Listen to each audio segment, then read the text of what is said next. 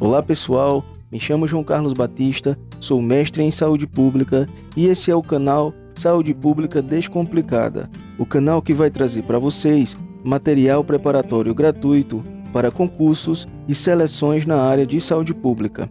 Então, se você é concurseiro da área da saúde e não quer perder o nosso material, já se inscreve no nosso canal, ativa o sininho de notificações e deixa o like para fortalecer o nosso projeto. A aula de hoje é a segunda parte da aula do SUS na Constituição Federal à Saúde. Se você não assistiu à primeira aula, ela está logo aqui em cima nos cards. Vamos à aula! Letra B.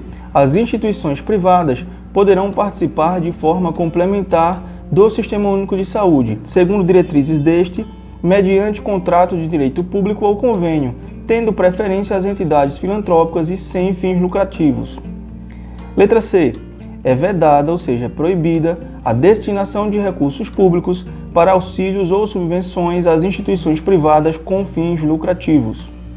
Letra D. A lei disporá sobre as condições e os requisitos que facilitem a remoção de órgãos, tecidos e substâncias humanas para fins de transplante, pesquisa e tratamento, bem como a coleta, processamento e transfusão de sangue e seus derivados, sendo permitida a comercialização. Letra E. É vedada a participação direta ou indireta de empresas ou capitais estrangeiros na assistência à saúde num país, salvo nos casos previstos em lei, ok? Então, uma questão simples se você conhece o artigo 99 da Constituição Federal. Ela não é uma questão tão intuitiva se você nunca teve contato com esse artigo. Daí, mais uma vez, a importância que eu trago, tá? De estudar realmente a lei, de observar artigo por artigo, de repetir realmente o estudo referente à legislação do SUS. O artigo 99, o que é que ele diz? A assistência à saúde é livre à iniciativa privada. Então, os profissionais de saúde, as empresas que prestam serviços de saúde, elas podem atuar no nosso país. É isso que o artigo 99 traz, ok? Que é permitido que haja um mercado referente à área da saúde no nosso país. Parágrafo 1º. As instituições privadas poderão participar de forma complementar do Sistema Único de Saúde. O que é que isso quer dizer? Que as instituições privadas podem atuar no nosso sistema público de saúde quando o poder público, o sistema público, não tiver pernas para atender aquele serviço, ou seja, de maneira complementar, complementando o SUS. Continua o parágrafo. Segundo diretrizes destes, mediante um contrato de direito público ou convênio, ou seja, as empresas, o mercado, ele pode participar do sistema público, mas mediante um instrumento, um contrato de gestão. É o que nós temos hoje, por exemplo, aqui no estado de Pernambuco. Nós temos uma série de organizações sociais da saúde que gerenciam hospitais, gerenciam as UPAE, que são as unidades de atendimento especializado aqui do estado de Pernambuco, algumas UPAs 24 horas. Então, as organizações sociais podem participar do sistema público de saúde, porém mediante um contrato de gestão, um contrato de direito público ou convênio, ok? Tendo preferência às entidades filantrópicas e às sem fins lucrativos. Isso é importante, está aí no parágrafo 1º do artigo 99, ok? Parágrafo 2º. É vedada, é proibida a destinação de recurso público para auxílios ou subvenções a instituições privadas com fins lucrativos. Prestem muita atenção. Às vezes a banca gosta apenas de modificar uma palavra, uma preposição dessa, um substantivo, um verbo, para modificar o sentido, e aí acaba que o candidato escorrega, certo? Então, parágrafo 2º tá aí. Parágrafo 3º. É vedada, é proibida a participação direta ou indireta de empresas ou capitais estrangeiros na assistência à saúde no país, salvos nos casos previstos em lei. Gente, isso é uma questão muito importante. A Constituição Federal vedava, proibia a participação de capital estrangeiro na saúde em nosso país, certo? Então, se a questão for relacionada à Constituição Federal, ao artigo 199 da Constituição Federal, ela está correta. Porém, desde o ano de 2015, que foi aprovado pelo nosso Congresso, a participação de capital estrangeiro na nossa saúde, ok? Então, hoje é possível a participação de capital estrangeiro, porém, a Constituição Federal, ela vedava, ela proibia, certo? Parágrafo 4º. A lei disporá sobre as condições e os requisitos que facilitem a remoção de órgãos, tecidos e substâncias humanas para fins de transplante, pesquisa e tratamento, bem como a coleta, o processamento e a transfusão de sangue e seus derivados, sendo proibido, sendo vedado, todo tipo de comercialização, ok? Vamos aqui para a questão. Já li a questão para vocês. A letra que responde a questão é a letra C, que traz uma alternativa incorreta. Vamos ler ela. A lei disporá sobre as condições e os requisitos que facilitem a remoção de órgãos, tecidos e substâncias humanas para fins de transplante, pesquisa e tratamento, bem como a coleta, processamento e transfusão de sangue e seus derivados, sendo permitida a sua comercialização.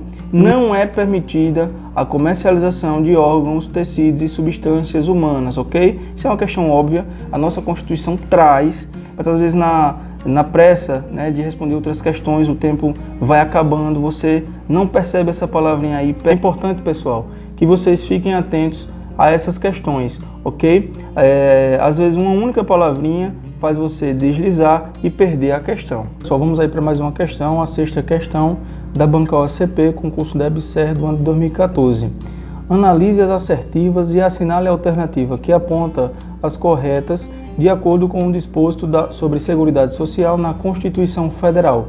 Apesar da questão abordar no seu enunciado a Seguridade Social, ela trata especificamente do artigo 200 da Constituição Federal, que refere às competências e às atribuições do Sistema Único de Saúde. Vamos ver, né, o que é que o artigo 200 traz sobre as competências do SUS. Primeiro, controlar e fiscalizar procedimentos, produtos e substâncias de interesse para a saúde e participar da produção de medicamentos, equipamentos, imunobiológicos, hemoderivados e outros insumos, ok? Então, está aí a primeira competência do SUS, que traz o artigo 200. Segunda, executar as ações de vigilância sanitária e epidemiológica, bem como as de saúde do trabalhador. O artigo 200 traz aí, falando sobre as vigilâncias, a competência do SUS para executar as ações de vigilância, e ele especifica aí 3 vigilâncias: a sanitária, a epidemiológica e a saúde do trabalhador, ok? Então vamos lá para mais uma competência: ordenar a formação dos recursos humanos na área da saúde, ok? Mais uma: participar da formulação da política e da execução das ações de saneamento básico. Isso é uma típica competência que as bancas gostam de utilizar como casca de banana, porque não é intuitiva. Então, um candidato que não se preparou, que não leu a legislação, que não estudou o artigo 200, ele vai cair, né, nessa pegadinha aí, porque é sim uma competência observada no artigo 200 do Sistema Único de Saúde. Participar da formulação da política e da execução das ações de saneamento básico. Mais uma: incrementar em sua área de atuação o desenvolvimento científico e tecnológico. Vamos para mais uma: fiscalizar e inspecionar alimentos, compreendido o controle de seu teor nutricional, bem como bebidas e águas para consumo humano. O artigo 200 da Constituição Federal, ele faz referência aí à competência do SUS de fiscalizar a produção de alimentos. É uma das competências do Sistema Único de Saúde observadas aí.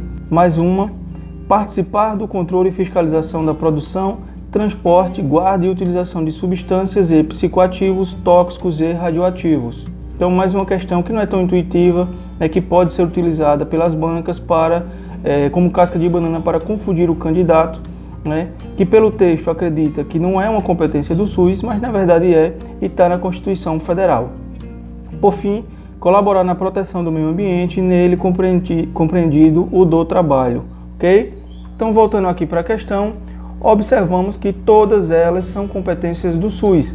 Eu não vou ler os tópicos porque eu acabei de ler no próprio artigo 200. Então veja que a banca, ela retira exatamente da forma como está na lei, né, no caso dessa questão, né? Mas o candidato que não se preparou, como eu falei aí, o item 4 não é tão intuitivo, né? O item 3 é até intuitivo, mas o candidato pode pensar, será que está mesmo na Constituição a fiscalização e inspeção de alimentos, né? Então, importantíssimo ler realmente a lei, os artigos, os parágrafos. A resposta aí, letra E.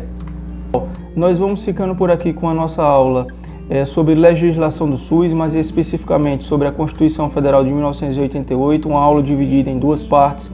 Se você gostou do nosso material, se inscreva em nosso canal, ative o sininho de notificações, deixe o like para fortalecer o nosso canal. Vamos trazer muito mais conteúdos, muito mais aulas, muitas dicas, de concursos e seleções, metodologias de estudo, para ajudar você, para auxiliar você nesse processo de preparação para atingir a sua vaga no concurso público desejado. Ok? Me chamo João Carlos Batista, mestre em Saúde Pública do canal Saúde Pública Descomplicada. Até a próxima!